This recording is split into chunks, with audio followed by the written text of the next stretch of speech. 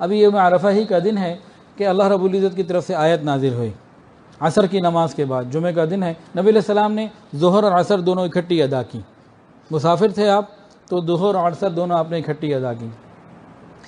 اور عصر کے بعد جو عصر کا وقت تھا اس کے بعد جو آیت نازل، قرآن کی آیت نازل ہوئی، الیوم اکملت لکم دینکم واتممت علیکم نعمتی ورضیت لکم الاسلام دینا. یعنی آج کے دن تمہارے لیے تمہارے دین کو میں نے کامل کر دیا اور تم پر میں نے اپنا انعام مکمل کر دیا اور میں نے اسلام کو تمہارے دین کے طور پر قبول فرما لیا. جس وقت یہ آیت نازل ہو رہی تھی تو وحی کا نزول کا بوجھ اتنا تھا، نبی علیہ السلام سواری پر سوار تھے، اس سواری کو لگا کہ پتہ نہیں اس کی ٹانگیں نہ ٹوٹ جائیں تو گھٹنے ٹیک دیے. جب وحی کا نزول ہوتا تھا تو نبی علیہ السلام تو اس بوجھ کو برداشت فرماتے. اللہ نے اتنی آپ کو قوت اور ہمت دی ہوئی تھی، قلبی اور روحانی اور جسمانی بھی، لیکن کبھی کسی سواری پر ہوتے یا کسی صحابی کی ران پر آپ کا سر مبارک ہوتا یا جسم کا کوئی حصہ تو ان کے لیے ایک مشکل مرحلہ ہو جاتا تھا کہ کہیں ٹوٹ ہی نہ جائے جسم کا حصہ، اتنا بوجھ ہوتا تھا. بہرحال نبی علیہ السلام کے اوپر یہ آیت نازل ہوئی.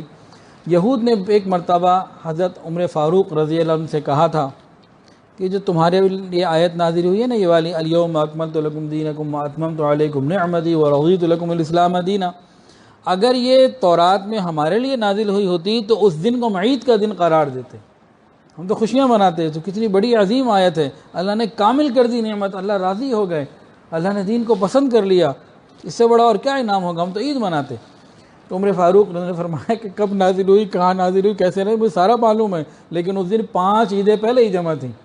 کتابوں میں لکھا ہے کہ جمعہ، عرفہ، یہود کی عید، عیسائیوں کی عید اور مجوسیوں کی عید، یہ 5 عیدیں جمع تھیں جو اس سے پہلے بھی کبھی جمع نہیں ہوئی، اس کے بعد بھی کبھی جمع نہیں ہوئی. جمعہ مسلمانوں کے لیے عید کا دن، حاجیوں کے لیے عرفہ کا دن عید کا ہی دن ہے، اور اس دن یہودیوں کی، عیسائیوں کی اور مجوسیوں کی بھی عید تھی.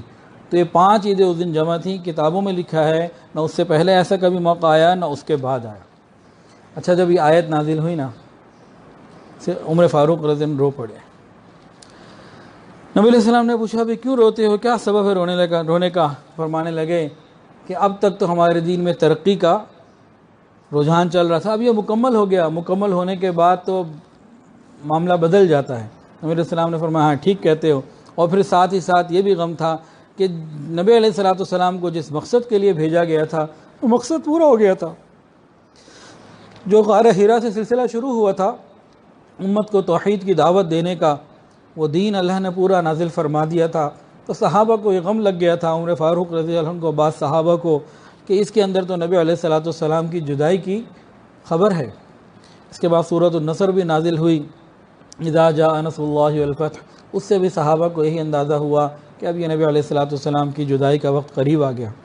وہ جو وقت تھا جس کے لیے نبی علیہ السلام تشریف لائے تھے، جو کام تھا وہ مکمل ہو گیا. نبی علیہ السلام نے باقاعدہ عرفات میں مسلمانوں سے گواہی بھی لی، کیا میں نے حق ادا کر دیا، تمہیں اللہ کا پیغام پہنچا دیا؟ اور یہ گواہی رات کے اندھیرے میں نہیں لی گئی، تنہائیوں میں نہیں لی گئی، یہ دن کے اجالے میں لی گئی، 1.25 لاکھ صحابہ کے مجمع میں لی گئی. کیا میں نے اللہ کا پیغام تم تک پہنچا دیا؟ صحابہ نے عرض کیا پہنچا ہی نہیں دیا، پہنچانے کا حق ادا کر دیا. نبی علیہ السلام نے فرمایا ثم اشہد، تم اللہ تو گواہ ہے نا، اللہ تو گواہ ہے کہ میں نے تیری ذمہ داری کو پورا کر دیا. اس کے بعد نبی علیہ السلام نے یہ ذمہ داری امت کے لوگوں کے اوپر ڈالی. فرمایا کہ جو موجود ہیں وہ غائبین تک اس پیغام کو پہنچائیں. نبی علیہ السلام نے تمام صحابہ کو حدیث روایت کرنے کا اجازت نامہ دے دیا، حکم نامہ عطا فرما دیا.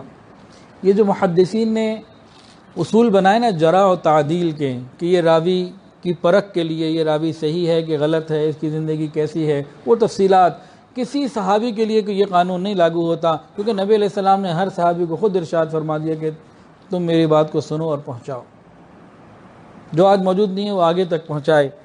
تو جتنے بھی احکامات ہیں اور پرکھنے کے جتنے بھی ٹیسٹ ہیں وہ سب امتیوں کے لیے ہیں، صحابہ کے بعد جو لوگ ہیں صحابہ کے لیے نہیں. ان کو تو خود نبی علیہ السلام نے یہ منصب عطا فرمایا تھا. اللہ اکبر کبیرہ. اب نبی علیہ السلام نے غروب ہو گیا، نماز نہیں پڑھی، مغرب کی نماز نہیں پڑھی اور مازبین کے راستے سے واپسی شروع کر دی اور اسامہ بن زید رضی اللہ تعالیٰ عنہ کو اپنے پیچھے بٹھا لیا۔ اب سواری چل رہی ہے، نہایت سکون اور پروقار انداز سے سواریاں چل رہی ہیں۔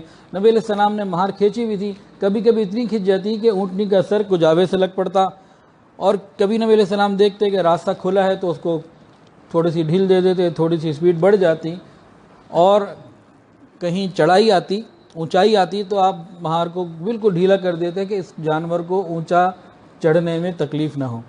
نبی علیہ السلام کی زندگی میں جانوروں کا بھی خیال ہے، ہم تو گھر میں بیویوں کا خیال نہیں کرتے۔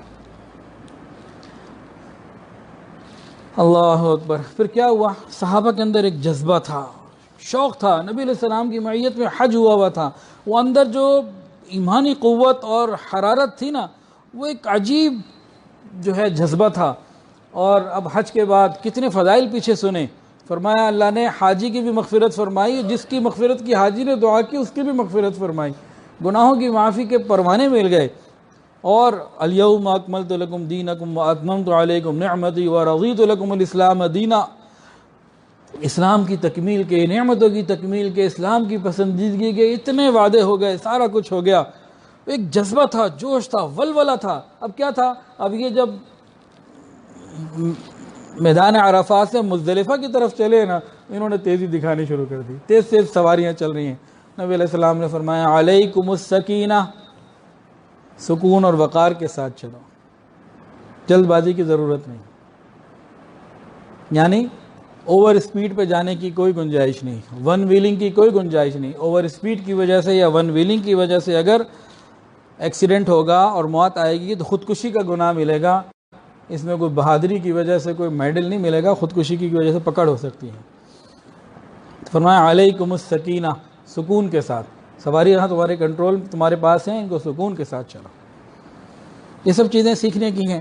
نبی علیہ السلام چل رہے تھے، راستے میں ایک جگہ سواری کو رکوایا، آپ کو قضاء حاجت ہی، پیشاب کرنا تھا، آپ نے پیشاب کیا اور پھر دوبارہ جو ہلکا پھلکا وضو کیا اور پھر چل پڑے۔ تو راستے میں اسامہ رضی اللہ عنہ نے عرض کیا یا رسول اللہ نماز، مغرب کو غروب، سورج کو غروب ہو، اتنا وقت ہو چکا اور اب نماز کا وقت۔ نبی علیہ السلام نے فرمایا کہ نماز کا وقت، نماز کی جگہ تمہارے ابھی آگے آئے گی۔ یہاں کیا سکھانا تھا؟ میدان عرفات میں حاجی کو سبق مل رہا ہے، میدان عرفات میں حاجی کو سبق مل رہا ہے کہ تم غروب تو ہو چکا، اب نماز نہیں پڑھ سکتے، نماز اب تمہیں مزدلفہ جا کے پڑھنی ہے اور عشاء کے وقت میں پڑھنی ہے۔ اگر کوئی آدمی ہیلی کاپٹر کرے ادھر سے میدان عرفات سے اور 5 منٹ میں مزدلفہ میں اتر بھی جائے اور وقت اب اگر ابھی مغرب کا عشاء کا داخل نہیں ہوا، عشاء نہیں پڑھ سکتا۔ کیا مطلب ہے؟ بندگی سکھانی ہے، میرے بندو بندگی سیکھو، بندے بن کے زندگی گزارنی ہے۔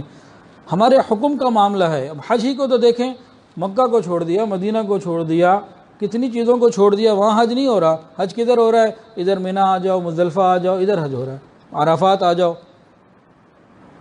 ادھر حج ہو رہا ہے کہ نہیں؟ ہمارے حکم کی تعمیل کرنا تمہارے اوپر ہے۔ جب ہم کہیں مغرب کے بعد نماز پڑھنی ہے تو مغرب کے بعد نماز پڑھو، اگر اس دن لیٹ کر دی، عشاء کے وقت میں پڑھی تو گناہ گار ہوگے، توبہ کرنی پڑے گی۔ اور آج ہمارا حکم یہ ہے کہ آج مغرب کی نماز عشاء کے وقت میں پڑھنی ہے، بندگی سکھائی جا رہی ہے، میرے بندو بندگی کو سیکھو۔